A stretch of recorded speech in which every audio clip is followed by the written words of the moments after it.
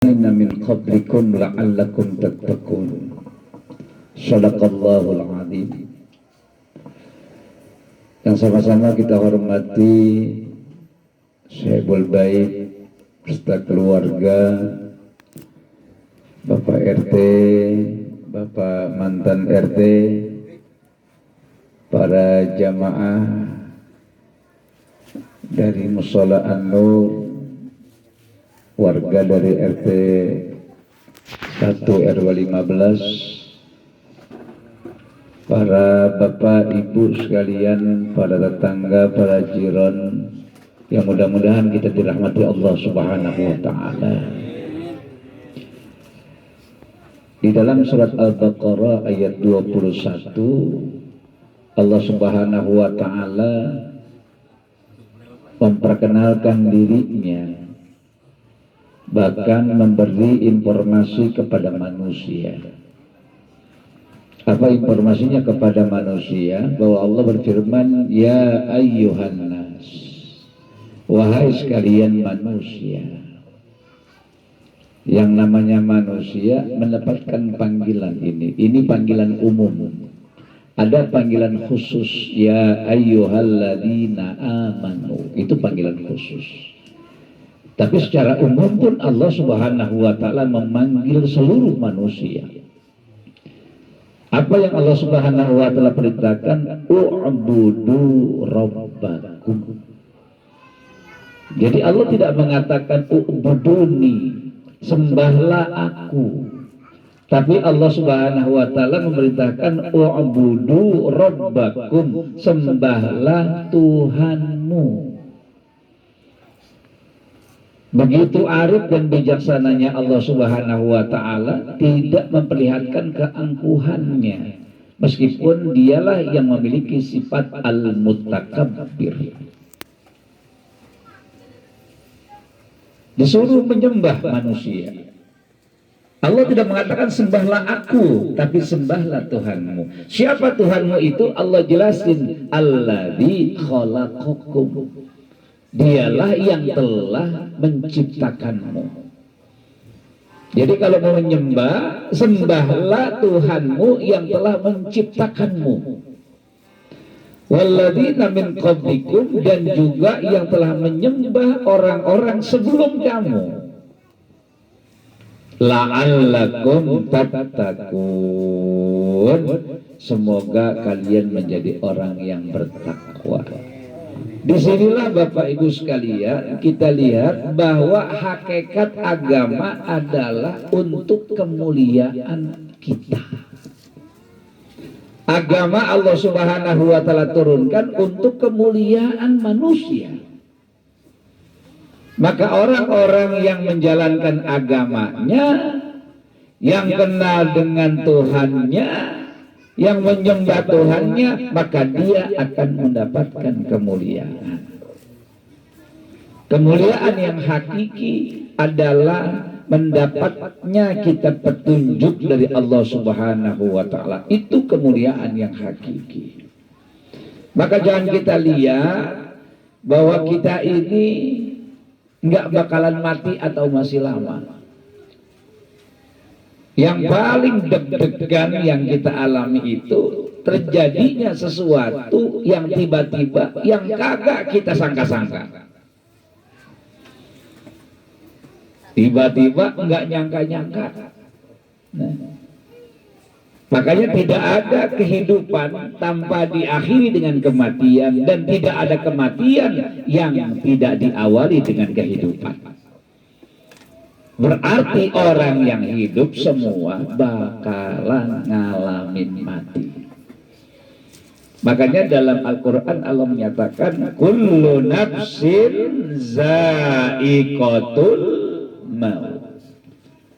Za'iqun artinya rasa. Setiap jiwa pasti merasakan mati. Nah karena ini adalah ismul fa'il, za'iq artinya individu, ngerasa, rasanya pasti beda-beda, nggak mungkin sama. Sayur asam aja masing-masing bikin namanya sayur asam, beda-beda lain orang. Sambal dari ujung ke ujung makan masing-masing bikin, iya pedes tapi beda-beda pedesnya. Jadi ada yang lembut, ya, diambilnya oleh Allah oleh malaikat Israel itu secara lembut ada. Ada juga yang diambil ruhnya oleh malaikat Israel dengan cara yang kasar. Maka kita semuanya, apalagi kemarin kita lihat keterangan dari Gubernur DKI, Oktober mungkin puncaknya, dia bilang. Oktober puncaknya kematian orang-orang yang terkena pandemi. Puncak, udah kagak muat lagi. Orang-orang Tangsel adanya di Jombang Rawalale, orang-orang DKI yang adanya di Pondok Rangon. Di Jombang Rawalale aja saya lihat paling tinggal berapa lah, nggak banyak lagi. Berarti ini orang sekarang lagi mempertaruhkan antara kesehatannya sama musibah yang Allah Subhanahu wa Ta'ala turunkan. Di saat-saat kayak begini sebetulnya kita lebih mawas diri. Di saat-saat pandemi kayak begini sebetulnya kita lebih hati-hati dan lebih mendekatkan diri lagi kepada Allah Subhanahu wa Ta'ala. Memang kita ini sekarang dilema. Di satu sisi kita juga pengen mencari nafkah untuk menstabilkan ekonomi rumah. Tapi ada yang lebih penting lagi, yaitu persiapan diri kita kalau tiba-tiba mendapatkan panggilan dari Allah Subhanahu wa Ta'ala. Orang-orang yang berpikir panjang itu pasti dia akan lebih concern dengan masa depan yang lebih panjang, yaitu alam kubur. Alam kubur itu panjang. Orang-orang yang meninggal pertama kali di alam dunia ini sampai sekarang belum masuk surga, masih ada di alam kubur. Makanya dengan cara kita mengikuti Nabi kita Muhammad Sallallahu Alaihi Wasallam, kemuliaan yang kita dapat. Nggak apa-apalah kita nggak mulia di dunia. Yang jelas kita ini insya Allah dengan kita mencintai Allah, Allah akan mencintai kita. Jelas sekali dalam Al-Quran Allah katakan, Qul in kuntum tuhibbunallah fattabi'uni yuhibbukumullah wa yaghfir lakum dzunubakum. Katakan ya Muhammad kepada umatmu, in kuntum tuhibbunallah, jika kalian cinta kepada Allah, fattabi'uni, maka ikutilah aku. Kata Rasulullah sallallahu, kata Allah Subhanahu wa Ta'ala, maksudnya ikutin Nabi Muhammad.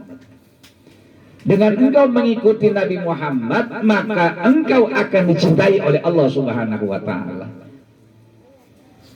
Kalau orang yang sudah dicintai oleh Allah Subhanahu wa Ta'ala, wa yaghfir lakum dzunubakum, dan Allah ampuni dosa-dosa mereka, maka dia dimuliakan oleh Allah. Orang yang mendapatkan kemuliaan dari Allah, orang yang mendapatkan ampunan dari Allah Subhanahu wa Ta'ala.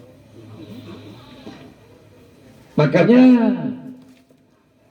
boleh aja kita ngomong cinta, bebas, tapi kan belum tentu dia mencintai kita. Belum tentu orang yang kita cintai itu mencintai kita. Yang paling enak itu sebetulnya dicintai. Kalau Allah udah cinta sama kita, Allah nyatakan yuhbib, artinya ini jawaban. Kalau engkau ngikutin Nabi Muhammad, kata Allah, yuhbib, itu jawabannya, engkau akan dicintai. Maka wajib hukumnya kita yang mengaku sebagai umat Nabi Muhammad ittiba, ngikutin. Nabi sholat di masjid berjamaah. Abu Bakar, setelah Nabi nggak ada, Abu Bakar yang imamin di masjid. Kemudian setelah Abu Bakar, Umar bin Khattab, setelah itu baru Utsman bin Affan, setelah itu baru Ali bin Abi Thalib, terus dilanjutin sama tabi'in. Kita sebagai umat Nabi Muhammad ittiba, ngikutin. Jangan mau-maunya sendiri sholat di rumah. Kalau sholat di rumah 80% berantakan. Kalau di musola, di masjid rapi pakaiannya, rapi tata caranya, rapi bacaannya. Emang cuma ngikutin doang jadi makmum. Nggak baca apa-apa juga sah kalau jadi makmum. Nggak baca apa-apa sah. Udah diwakili sama imam. Kalau sendiri, Masya Allah, berat Pak. Dari sini saya banyak yang muka saya kenal karena ketemu di musola. Banyak juga yang belum saya lihat di musola. Banyak kan yang belum saya lihat di musola.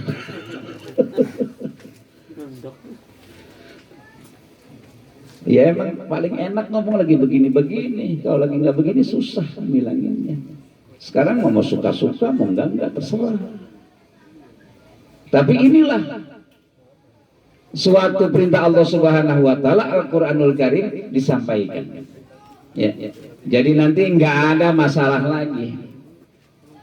Jadi ketika nanti ditanya oleh Allah Subhanahu wa taala, wasiqal ladzina kafaru ila jahannam zumara hatta idza ja'uha futihat abwabuha wa qala lahum ghazanatuha alam ya'tikum rusulun minkum yatluna 'alaikum ayati rabbikum wa yunzirunakum liqa'a yaumikum hadza qalu bala walakin haqqat kalimatul 'adzabi 'alal kafirin. Nanti juga bakalan ditanya. Emang dulu waktu kamu hidup nggak ada yang nerangin, nggak ada yang bilangin, nggak ada yang negor, nggak ada yang ngasih peringatan akan adanya hari yang seperti ini. Mereka hanya bisa menjawab qalu bala, ada ya Allah, ada ya Allah. Tapi karena memang udah di sono mah udah nggak bisa lagi berubah kan, udah nggak bisa lagi berubah. Maka hidup itu jelas Bapak, akhir kehidupan kita cuma dua. Kalau enggak su'ul, ya husnul. Nggak ada tengah-tengah tuh, nggak ada. Nggak ada tengah-tengah. Dia mah husnul khotimah kagak, su'ul khotimah kagak lah, kagak ada. Cuma dua pilihan, husnul khotimah apa su'ul khotimah, itu doang dua. Husnul khotimah bisa kita ittiba kepada Nabi, bisa kita ikutin tata caranya, ada keterangannya, begini caranya. Su'ul khotimah juga ada caranya. Masa bodoh aja kehidupannya, nggak ada tengah-tengah. Jadi kalau kita enggak husnul khotimah, pasti su'ul khotimah. Nggak ada tengah-tengah. Pengennya yang mana? Yang husnul apa yang su'ul? Kalau maunya yang husnul, ikutilah, kuatin keinginan kita. Bagaimana cara nguatin keinginan kita? Ikutin. Ikutin alam, ikutin suasana. Ada azan datang. Ada azan datang. Ada azan datang. Itu namanya kita mau berupaya mencari husnul khotimah. Kalau kita subuh aja masih meleker, jam 7 baru bangun, itu namanya dia damai dalam keadaan su'ul khotimah. Maka itu kewajiban kita hanya ngikutin, tinggal ngikut. Kagak usah mikir lagi, ngikutin aja. Nanti aja Nabi Isa alaihissalam yang akan turun ke alam dunia ini, dia harus bersyahadat dulu. Nabi Isa bersyahadat dulu nanti, asyhadu alla ilaha illallah wa asyhadu anna Muhammad Rasulullah. Nabi Isa bersyahadat.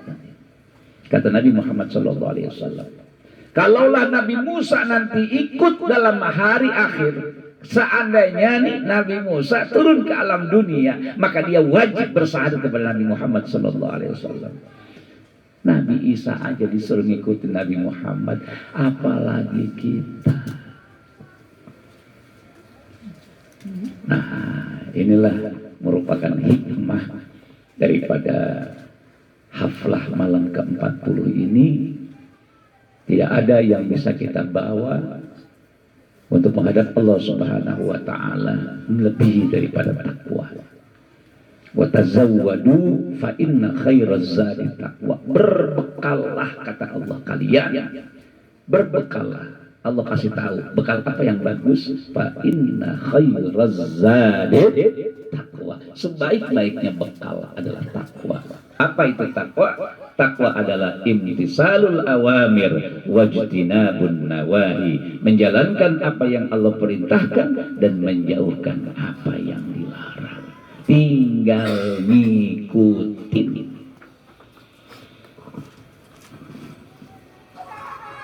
Al-Fatihah. Tabiyanallah yataghasya'u birrahmah wal maghfirah wa yusinahu wal jannah birahmatillahi ta'ala bijahi nabiyina Muhammadin sallallahu alaihi wasallam. Al-Fatihah. A'udzu billahi minasyaitonir rajim. Bismillahirrahmanirrahim. Alhamdulillah.